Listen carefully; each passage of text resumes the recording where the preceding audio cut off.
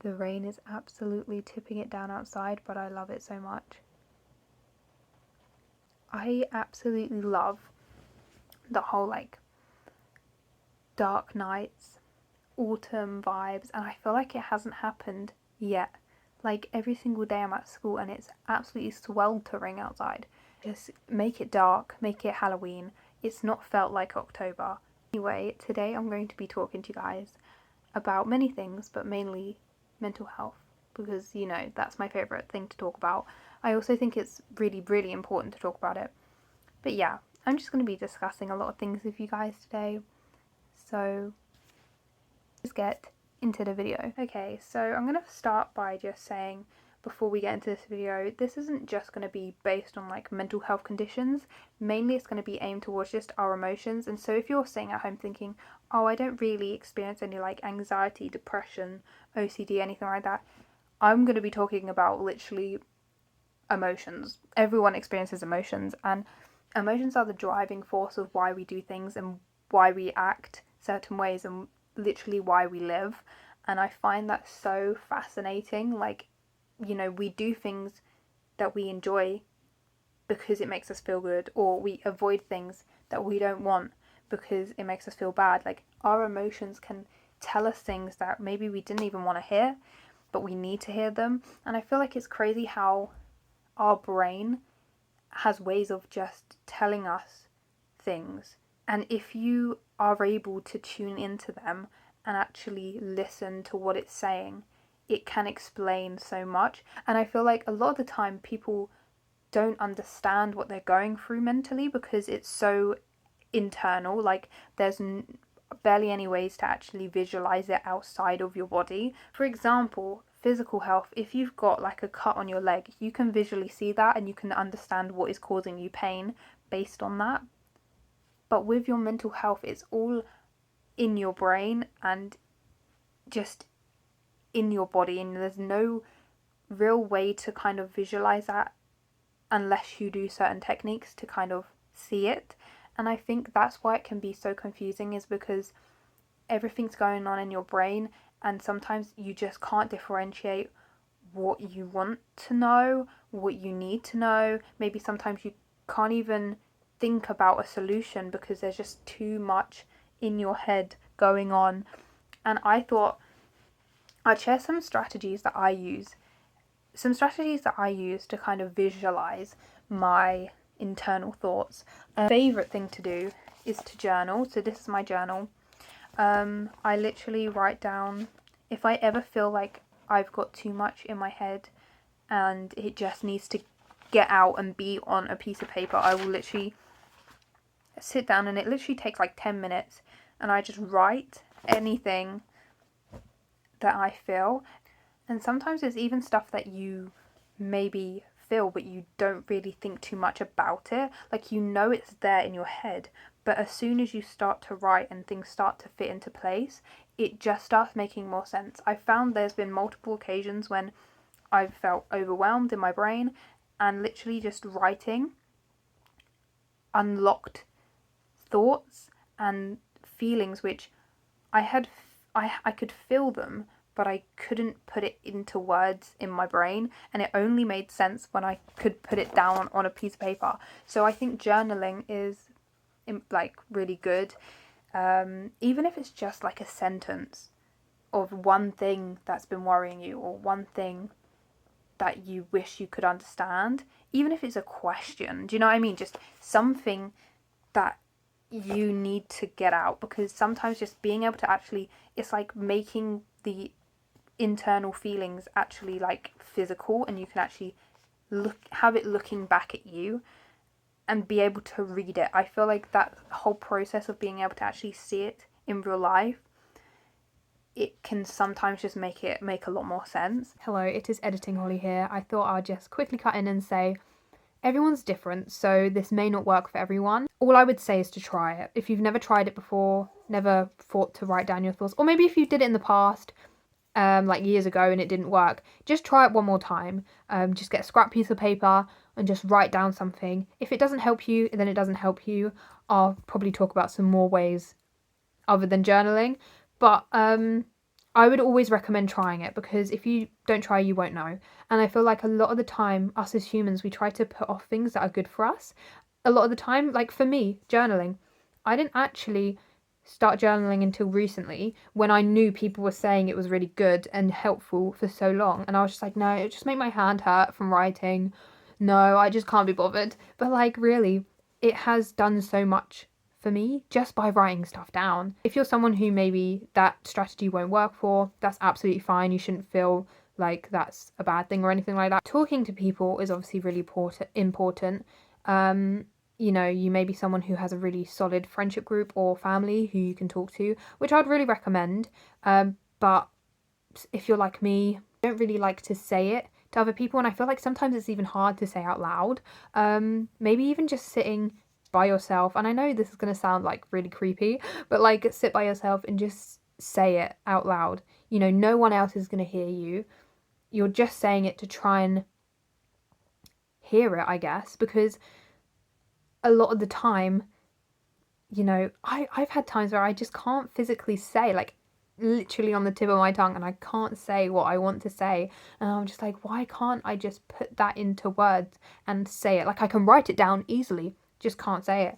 And I feel like getting comfortable with just saying how you feel, very important.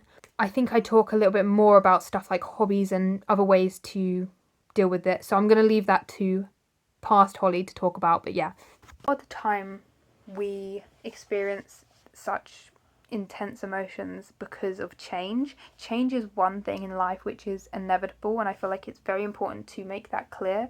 Change will happen, and it's going to happen. You know, you're sitting here today, I'm sitting here, what day is it? It's Friday the 13th.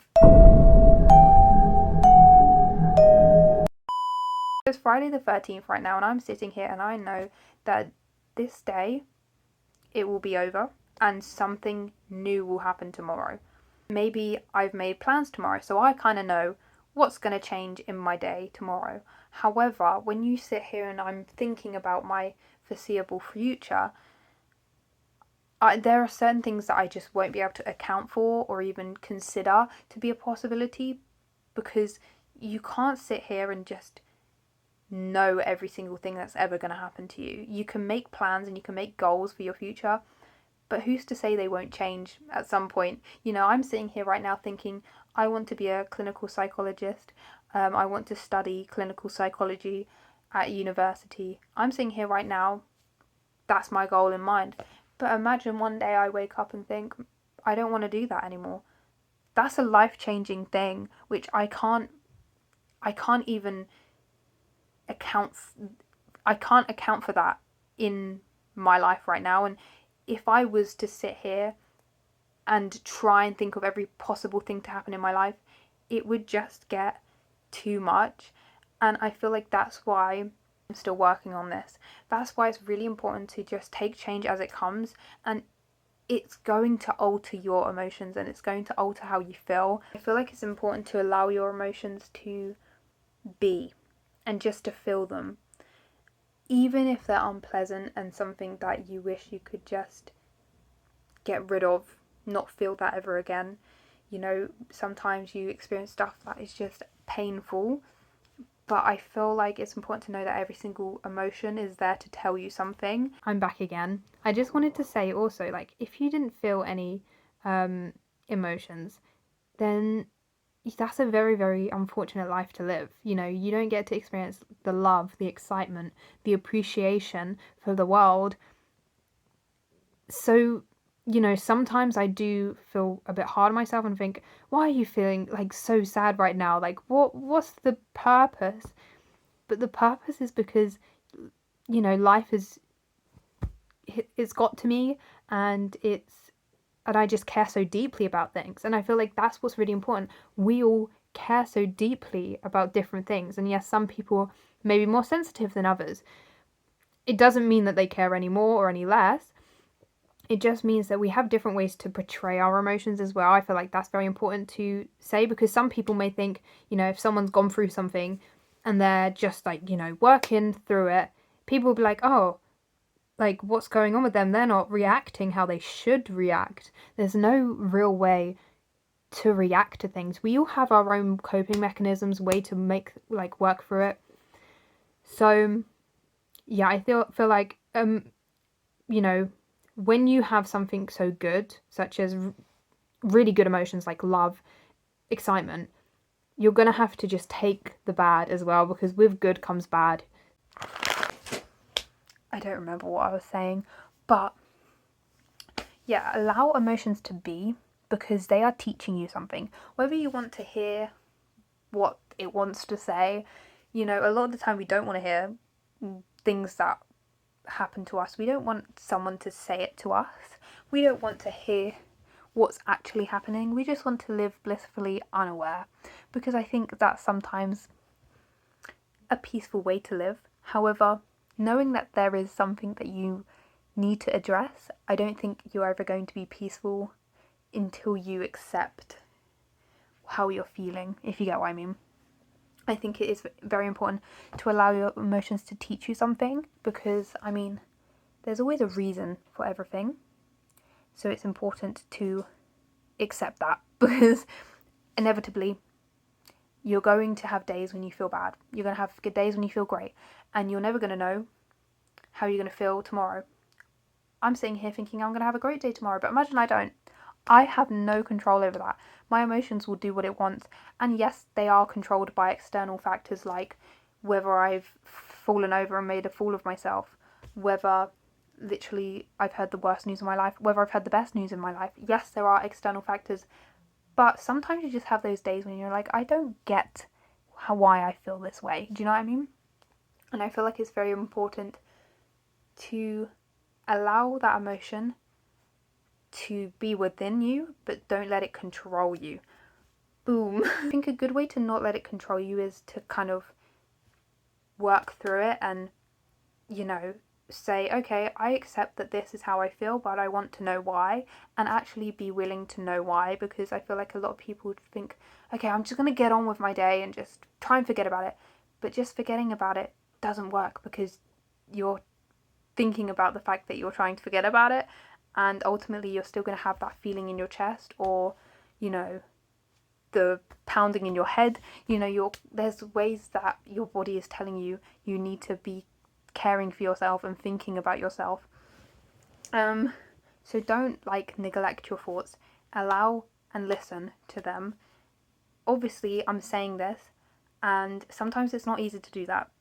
Sometimes you feel things that are just absolutely painful, and you wish they would go away, and you don't want to listen to them, and you've tried listening to them and you've tried everything, but it just hasn't worked.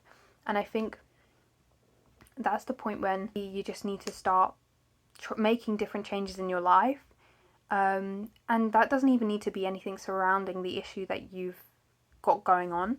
It could be picking up a new hobby to displace some of these feelings.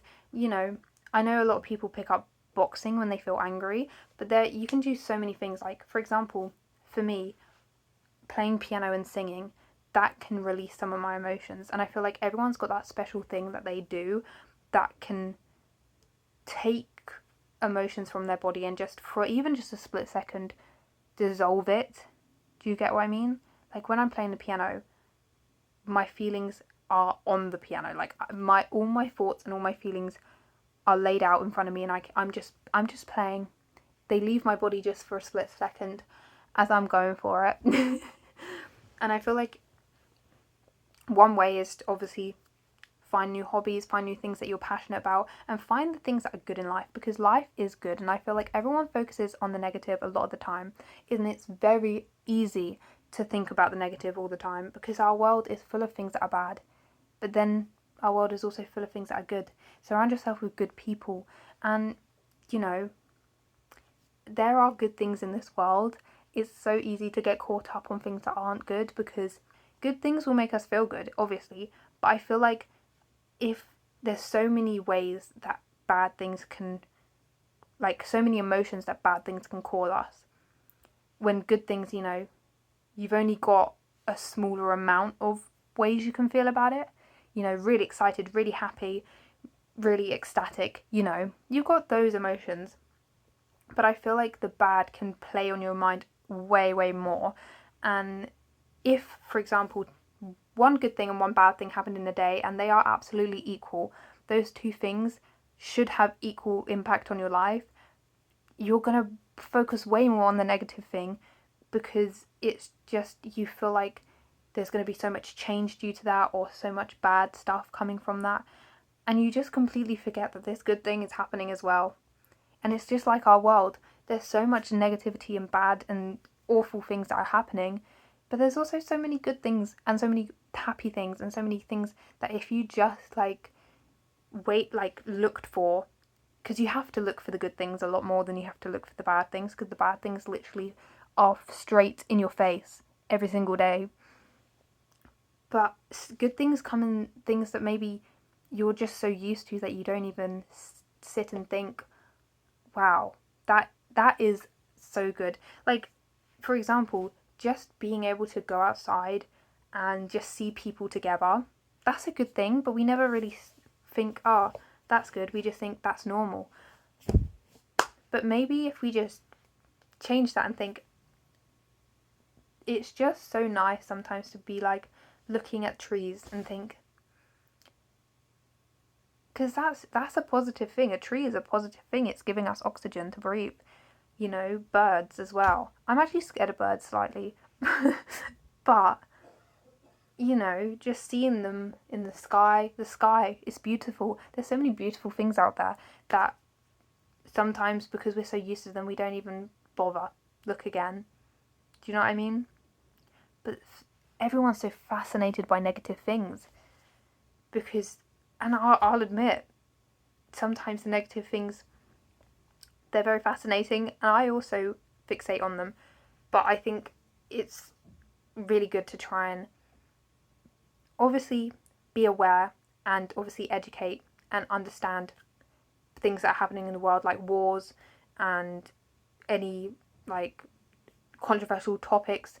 They're very important to actually be aware of, but not to fixate on, because that's just going to ruin your day. You know, if people are so focused and so, like, obviously it's good to have drive and motivation to make change in this world, but if you are so, like, if you give your whole being to this negative thing, then you are allowing that negativity to take over you. If you accept that and you try and work on it and you are educated on it and are able to appreciate that that is a thing that is happening and it's not good, but also take in the positive things in the world, that's hopefully going to make you feel a lot more well-rounded, you know? You've got the good and you've got the bad, and you accept that they both exist together, and we just have to work through that.